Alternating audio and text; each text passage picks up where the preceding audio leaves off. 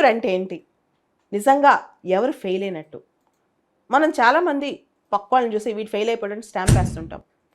కొన్నిసార్లు మనకు మనమే సెల్ఫ్ స్టాంపింగ్ వేసుకుంటాం. మనం ఫెయిల్యూర్ అని. ఇన్ఫ్యాక్ట్ ఫెయిల్యూర్ అంటే పరీక్ష రాసి ఫెయిల్ అవటమో, జీవితంలో ఫెయిల్ అవటమో, ఒకటి అనుకుని సాధించలేకపోవడమో ఇది ఫెయిల్యూర్ కాదు. ఫెయిల్యూర్ అంటే నిజమైన ఫెయిల్యూర్ ఎప్పుడు తెలుసా? ఫియర్ ఆఫ్ ఫెయిల్యూర్ మనకు వచ్చినప్పుడే. అంటే మనం ఫెయిల్ అయిపోతామో భయపడి అసలు ఆదిలోనే దాన్ని ఆపేసినప్పుడు ఏది చేయకుండా. కొంతమంది ఉంటారనమాట, నది దాటాలనుకుంటారు. నది ఒడ్డు నించుని ఆలోచిస్తూ జీవితం గడిపేస్తారు.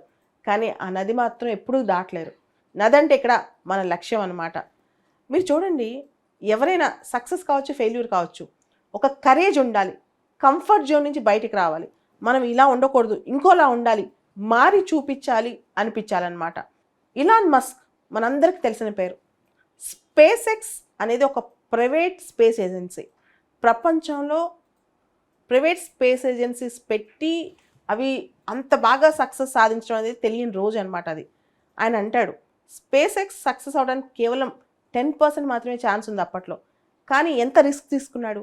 అసలు రిస్క్ అనేది లేకపోతే మీకు సక్సెస్ కానీ ఫెయిల్యూర్ కానీ అసలు తెలుస్తుందా?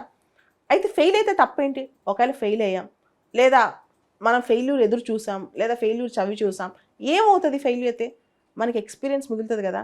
చాలామంది పరీక్ష వచ్చింది, పరీక్ష అంటే భయపడి అసలు రాయనే రాయరు, ఫెయిల్యూర్కి భయపడి. ఫెయిల్ అయినా సక్సెస్ అయినా ఈ రెండు కూడా ఒకటే.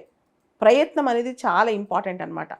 మీరు వినే ఉంటారు, పెద్ద కంపెనీ వర్జిన్ గెలాక్టిక్ అని, దాని చైర్మన్ రిచర్డ్ బ్రాన్సన్. ఈయన లెర్నింగ్ డిజబిలిటీ ఉంది, తొందరగా నేర్చుకోలేడు. కానీ ఒక పెద్ద ఎంపైర్ని సృష్టించాడు. ఏ డిజబిలిటీ, మనలో ఏ లోపం, మనకున్న ఏ కష్టం మన ప్రయత్నాన్ని ఆపలేదన్నమాట. మనల్ని మనమే ఫెయిల్ చేసుకుంటున్నాం. మన ప్రయత్నాలు మనలో ఉన్న భయంతో మనం ఆపేసుకుంటున్నాం. సో ఆ భయాన్ని తీసి పక్కన పెట్టండి.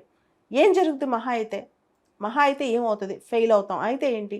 సో ప్రపంచం వేసే స్టాంప్స్ని మనకు మనమే స్టాంప్ వేసుకుంటూ మనం ఫెయిల్ అయిపోయామని ఆలోచిస్తూ అలా కూర్చోవద్దు. ఫియర్ ఆఫ్ ఫెయిల్యూర్ అనేది దగ్గర కూడా రానివద్దు.